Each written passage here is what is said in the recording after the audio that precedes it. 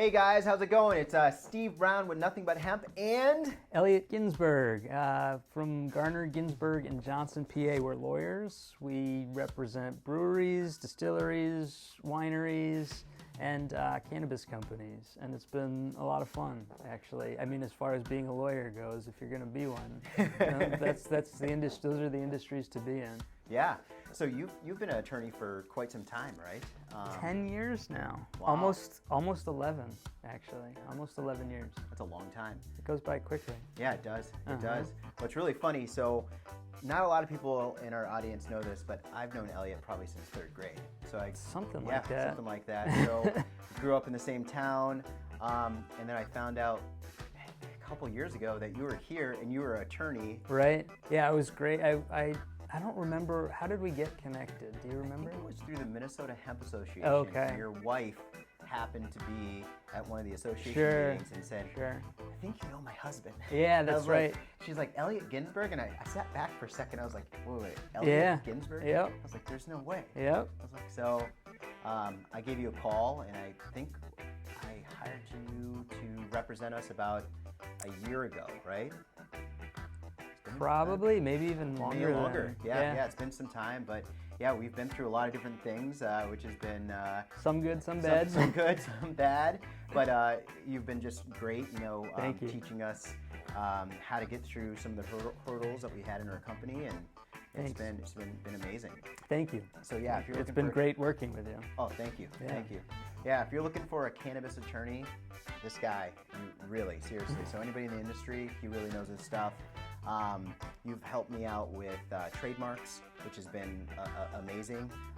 Not very easy in our industry. No, it's right? a pain. Yeah. Yeah. Like, what are the hurdles that you see on the trademark side? Like, So it's difficult to predict how the Patent and Trademark Office examining attorney is going to reply. Yep. Some of them are a little bit more lax than others.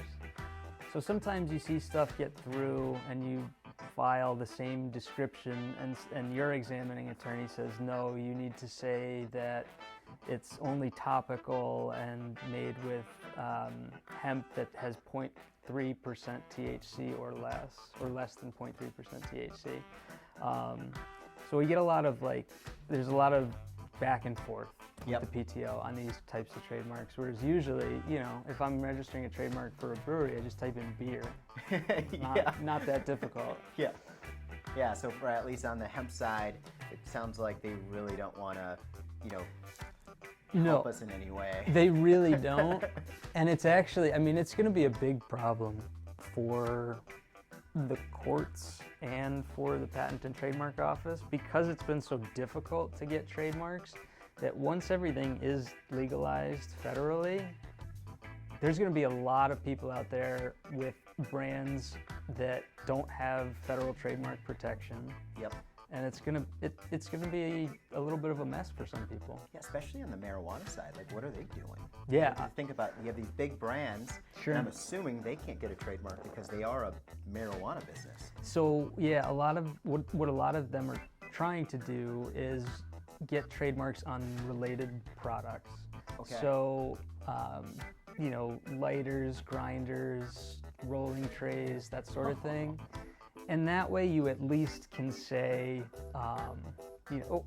we have a trademark registered for this product and it's related to smoking. So at some point when cannabis is legal, when marijuana is legal, they'll at least have some claim to the trademark.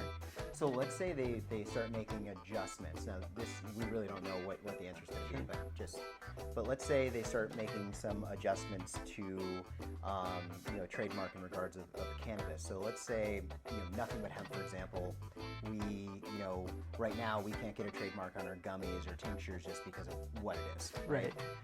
So when they allow us to do that, would we still have the first rights to, like, how does that work? That's where it's going to be messy. Yeah. So generally speaking, yeah, when you start using a trademark, you have common law rights in that trademark. Once you get federal protection through registration, you have much broader protections, and it's a lot easier to defend your use of that trademark. Okay.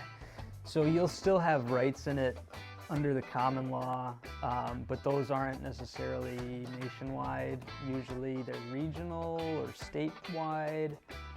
And that's another thing we've been doing for some people is state trademarks, where stuff is legal. Yep.